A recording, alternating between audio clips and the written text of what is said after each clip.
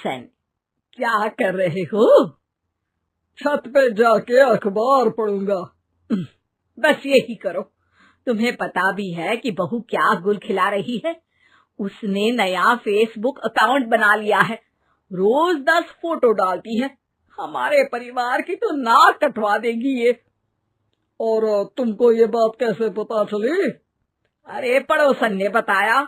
उसकी बहू भी फेसबुक पर है ना, तो उसको पता चल गया।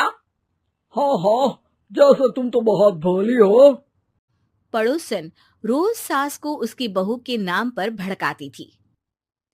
आज तो आपकी बहू कह रही थी मुझसे आके कि आप दिन भर खाती रहती है, खा खा के घटोत्कच हो गई है।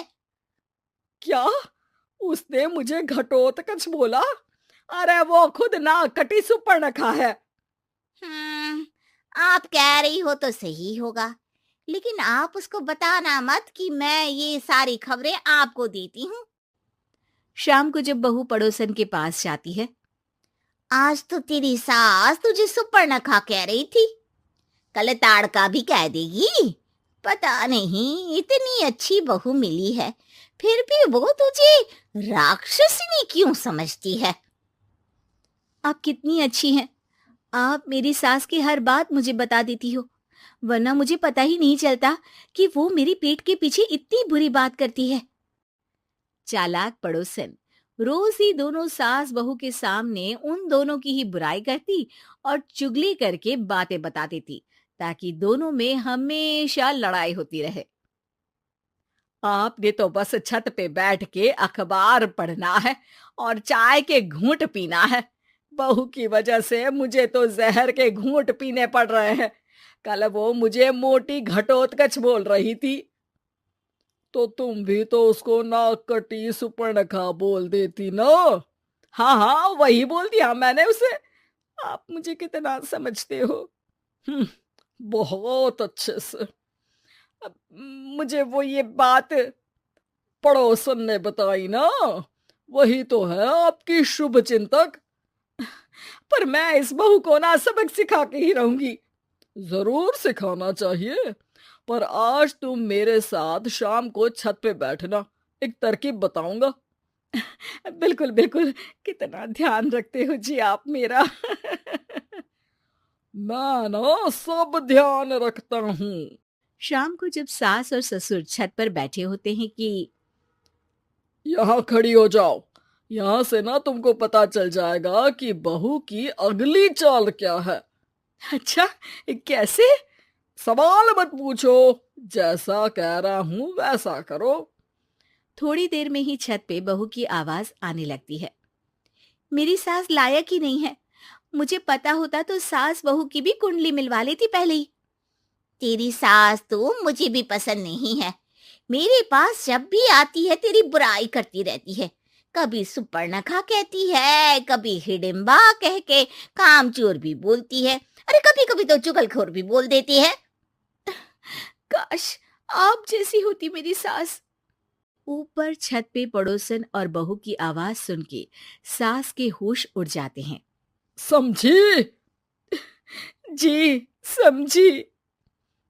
सुबह तुम्हारे सामने ये बहू की बुराई करती है और शाम को बहू के सामने तुम्हारी। मतलब आप सिर्फ अखबार नहीं पढ़ते, सारी खबरें भी रखते हैं। अब तो इस पड़ोसन को भी सबक सिखाना पड़ेगा। शाम को सास बहू को जाके पड़ोसन की साजिश के बारे में बता देती है। हाँ, मुझे माफ कर दो माँ जी। तुम भी अपनी माँ जी को माफ कर दो, इन्होंने भी तो तुमको बहुत कुछ कहा है। अरे बस बस, अब ये सोचो कि पड़ोसन को सीधे कैसे करना है। अगले दिन सुबह पड़ोसन सास का इंतजार कर रही होती है, लेकिन वो देखती है कि वहां सास और बहू एक साथ आ जाते हैं। अरे अरे, आज दोनों एक साथ। हाँ, सोचा कि बहू की पीठ पीछे बुराई करने से क्या फायदा, मुंह पे ही बोलती हूँ मैं। हाँ, मैंने भी सोचा आपको 2 बार मेहनत करनी पड़ती है, एक ही बार में काम खत्म कर लोगी। हैं? वो मैं आप लोगों को कैसे पता चला? क्योंकि ऊपर वाला सब देख रहा है। पड़ोसन ऊपर देखती है, वहां ससुर खड़े होकर हंस रहे होते हैं। "अ, मतलब आप हमारी बातें सुन लेते थे? हाँ, सुन लेता था और मजे भी लेता था। आपको तो शकुनी होना चाहिए। क्या चाल खेली है आपने, एकदम सास बहू के सीरियल जैसी। तो बताओ पड़ोसन जी, मेरी बहू ने आपसे अब मेरे बारे में क्या बोला? यही बोला कि सास बहुत अच्छी है, बहुत ध्यान रखती है। अच्छा, और सास ने मेरी क्या बुराई की? नहीं ना की बुराई, हमेशा तारीफ करती है। भगवान सबको ऐसी सास दे। मेरी गलती है जो मैंने आप लोगों में आग लगाने की कोशिश की। पर छत पे लगा हुआ सीसीटीवी, यानी कि शर्मा जी सब देख रहे थे। हाँ जी, मुझे माफ कर दीजिए। माफ क्या, आपको तो अब हम साफ ही कर देंगे अपने वालों की लिस्ट से। आज से आपकी और हमारी बात बंद, लेकिन बुराई जारी रहेगी। अब आपकी हरकत के बारे में पूरे मोहल्ले को बताना तो पड़ेगा ना आंटी जी। गौरी की शादी एक बड़े घर के लड़के यानी कि राजेश के साथ होती है। राजेश की 4 बहनें हैं और सभी अपने भाई पर जान छिड़कती है।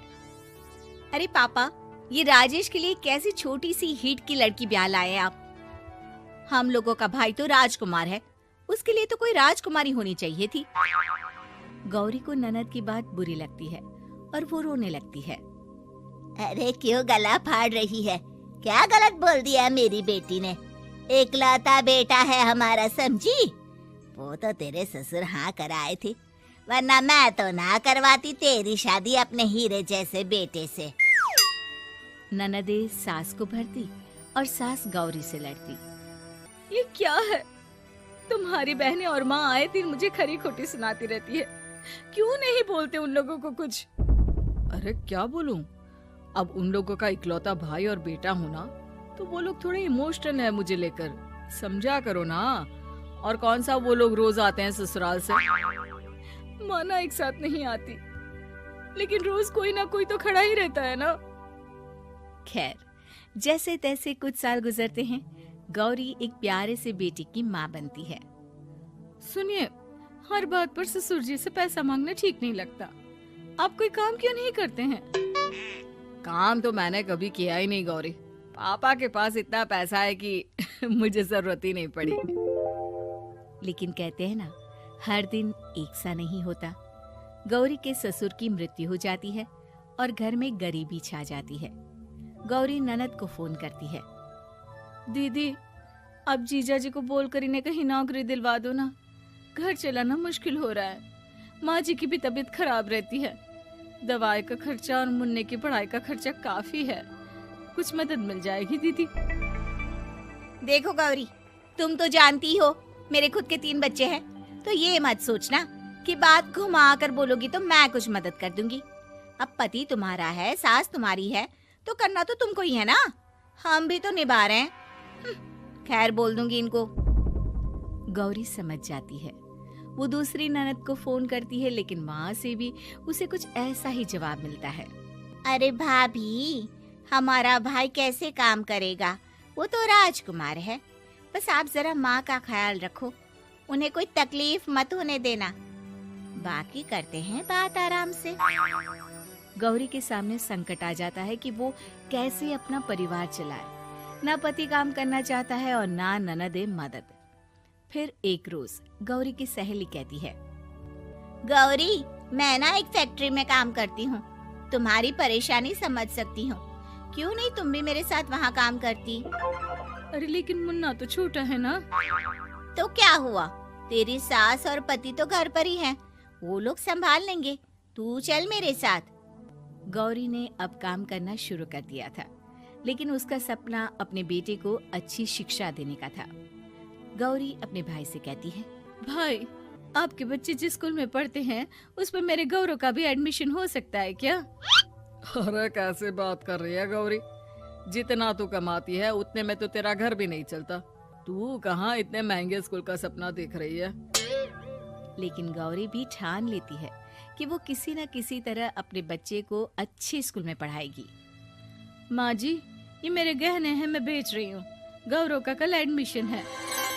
अरे वो तो ठीक है गौरी, लेकिन आगे की फीस कैसे मैनेज करेगी?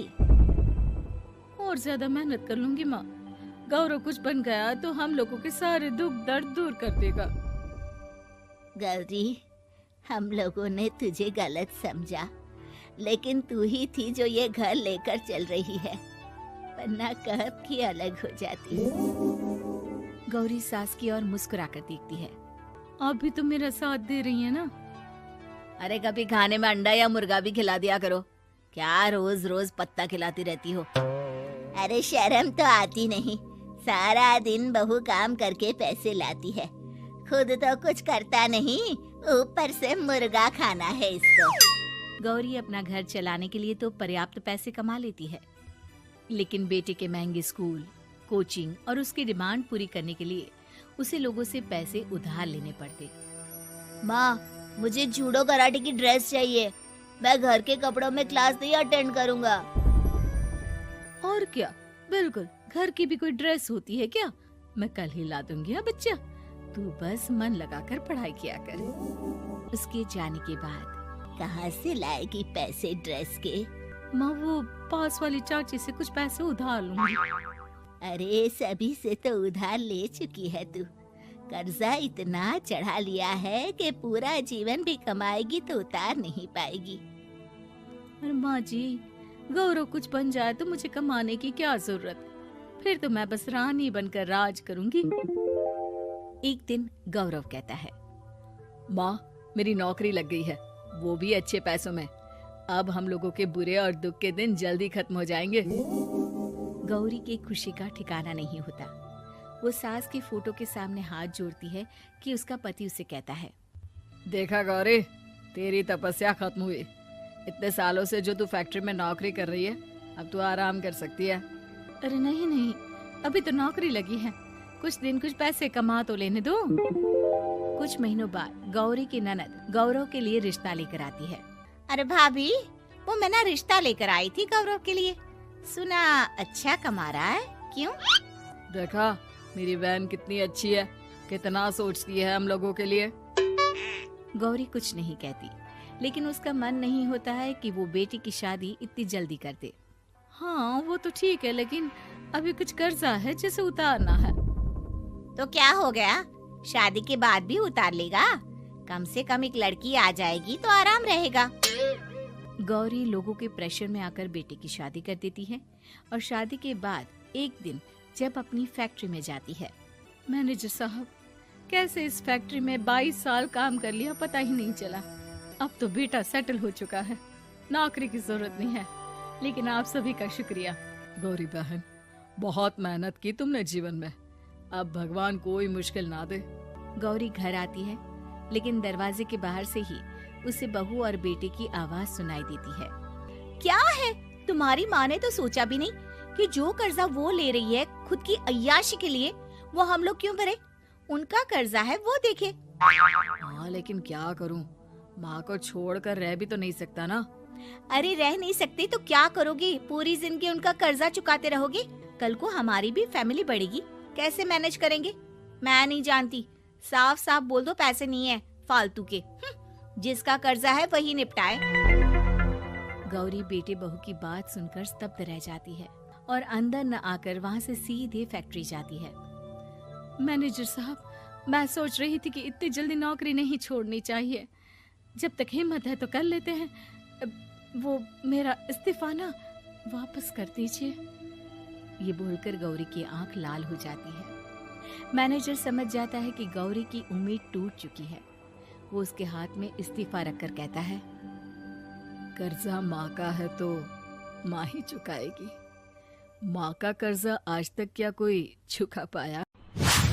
संदीप ने अपनी माँ के कहने पर गांव में शादी कर ली थी। लड़की का नाम था सुनीता। माँ का कहना था एकदम मॉडर्न बहू नहीं होनी चाहिए, लेकिन उन्हें नहीं पता था कि गांव से आने वाली बहू सुंदर सुशील तो होगी और उसको गांव से बाहर भी निकाल लाएंगे। लेकिन उसके अंदर का गांव कैसे बाहर निकलेगा? शादी के कुछ दिन बाद। माँ, टिफिन तो देना जरा। बेटा, अब तो स्कूल नहीं ऑफिस जाता है, माँ से नहीं अपनी बीवी से टिफिन मांगा कर। ओके माँ। सुनीता, टिफिन ले आओ। जी लो टिफिन, इसके अंदर पिस्ता डाल दिया है। पिस्ता? पिस्ता क्यों? सास जी ने बोला था ना कि आपको पिस्ता बहुत पसंद है। ओहो, मैंने पिस्ता नहीं पास्ता बोला था, पास्ता। पास्ता? कहीं होता है पास्ता? अरे बेटी तू रहने दे, मैं बना दूंगी। अच्छा किया कि पाव भाजी बनाने का नहीं बोला, वरना किसी के पाव बना देती है। सुनीता को बुरा लगता है, लेकिन उसकी नादान हरकतें कम नहीं होती। ऐसे ही एक दिन। अरे तुमने ये क्या लगाया है? अरे आप वो फूस फूस करके लगाते हैं ना, वही। डियो? कहाँ दियो? किसको दियो? अरे वही ना जिससे खुशबू आती है। हाँ हाँ, सही पकड़े हैं। अच्छा लेकर तो आना। कौन सा डियो लगाया तुमने? अभी लेकर आते हैं जी। संदीप की बात मानकर सुनीता अंदर से खुशबू वाला फुसफुस लेकर आती है। ओएमजी! ओएमजी मतलब ओ माय गणेश ना। अरे ओएमजी छोड़ो, और ये खुशबू वाला फुसफुस की बात कर रही थी तुम? हाँ, इसी की। फिर से सही पकड़े हैं। अरे देवी, लेकिन आप सही नहीं पकड़े हैं, ये डियो नहीं है। डियो नहीं है तो क्या लियो है? अरे ये रूम फ्रेशनर है, जिसको कमरे में छिड़कते हैं, खुद पर नहीं। कोई बात नहीं, माँ कहती थी आत्मा किराएदार है, शरीर एक किराए का कर्म। हम शरीर पे ये डाल लिए तो क्या फर्क पड़ जाएगा? अरे बहू, ओ बहू, मेरे लिए फल तो ले आ, फिर मैं बाजार जाऊंगी। सुनीता अपनी सास के लिए फल लेकर आती है। अरे बेटा, पपीता, तरबूज और सेब फल ऐसे कैसे खा लूं? काट कर तो ले आ। माँ जी, मेरे गांव में तो खेत से उठा के सीधा खा लेते हैं। अरे ये तेरा गांव नहीं है ना। अरे संदीप, तू ही कुछ समझा देना इसको बेटा। मैं कैसे समझाऊं माँ, ये तो माइक्रोवेव को भी भट्टी बोलती है। कल मैंने बोला हाय कैसी हो, तो बोलती है किसी को हाय नहीं लगानी चाहिए। अरे सुनीता, तेरा क्या होगा? अभी तो कैसे बताऊं माँ जी, अभी हम कुछ करेंगे फिर पता चलेगा क्या होगा, लड़का या लड़की। हे भगवान, कहाँ से आ गई ये? रामपुर से जी, आप ही तो लेकर आए थे मुझे। अरे मुझे माफ कर दो। पहले कोई गलती तो करिए जी, आपकी तो सारी गलती माफ कर देंगे हम। हाँ। अरे बहू, मेरी बात सुन। फल यानी कि फ्रूट जब भी लाए ना तो काट कर लाना, ठीक है? जी ठीक है माँ जी, फल यानी फ्रूट यानी काट के लाऊंगी। सुनीता रोज ही कोई ऐसी हरकत कर देती जिसकी वजह से उसे घर में दो बातें सुननी पड़ती। एक दिन, माँ, मेरे बॉस घर पर आने वाले हैं शाम को। उनका बर्थडे है, फैमिली साथ नहीं रहती उनके, तो यही पार्टी कर लेंगे। उनको अच्छा लगा तो शायद मेरा प्रमोशन भी हो जाएगा। मैं ना फ्रूट केक लाकर फ्रिज में रख दूंगी और तेरे साथ आज खाना मैं बनाऊंगी, ताकि जब साहब आए तो खाने में कोई गड़बड़ ना हो। शाम को जब सारी तैयारियां हो जाती है, संदीप के साथ बड़े साहब भी घर आते हैं। फ्रूट केक तो ले आना बहू, फिर खाना खाएंगे। अरे इस सब की क्या जरूरत थी? आपने बुलाया वही काफी है। सर, आपका परिवार शहर में नहीं है तो हम ही आपके परिवार जैसे हैं सर। इतने में ही सुनीता फ्रूट केक लेकर आती है और बड़े साहब की टेबल पर रख देती है और जैसे ही केक के ऊपर का बॉक्स हटाती है, ओह, ये क्या है? केक तो कटा हुआ है। मैं तो ऐसा नहीं लाई थी। आप मुझे शाबाशी दे सकती है माँ जी, मैंने ही केक काट दिया। आपने कहा था ना, फल यानी फ्रूट यानी हमेशा काट के लाना। तो फ्रूट केक भी तो फ्रूट ही है ना, तो मैंने पहले ही काट लिया। हूँ ना मैं समझदार। अरे बहू, ये क्या किया? केक हमेशा वही काटता है जिसका जन्मदिन होता है। तुझे एक बात भी समझ नहीं आती, एक नंबर की बेवकूफ है। पूरा माहौल बिगड़ चुका था। संदीप को लगने लगा था कि साहब उसे प्रमोशन तो दूर की बात है, कहीं डिमोशन ना दे दे। लेकिन साहब बीच में ही बोल पड़ते हैं। अरे कोई बात नहीं, ये इनकी बेवकूफी नहीं है, इनका भोलापन है। बेटा आप कहाँ से हो? रामपुर गांव से। अरे वाह, गांव से? फिर तो आपके गांव में ताजे फल और सब्जियां मिलते होंगे। हाँ, सही पकड़े हैं। हम तो काटते भी नहीं, सीधा खा लेते हैं।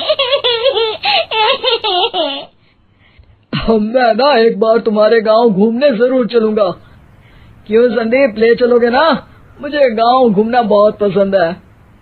बस फिर क्या था, संदीप और सास दोनों खुश हो गए क्योंकि साहब को सुनीता ने गांव की बात करके खुश कर दिया था। अब संदीप का प्रमोशन पक्का था। शिक्षा, कभी भी किसी भी गलती पर घबराना नहीं चाहिए। हो सकता है कि उस गलती की वजह से आगे बड़ा फायदा हो जाए। एक कैब ड्राइवर से होती है।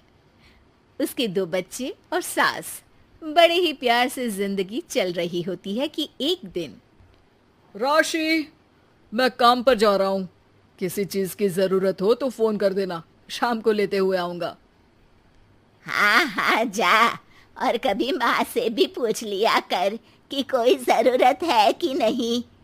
अरे माँ, तेरी भी जरूरत का तो वो ख्याल रखती है ना।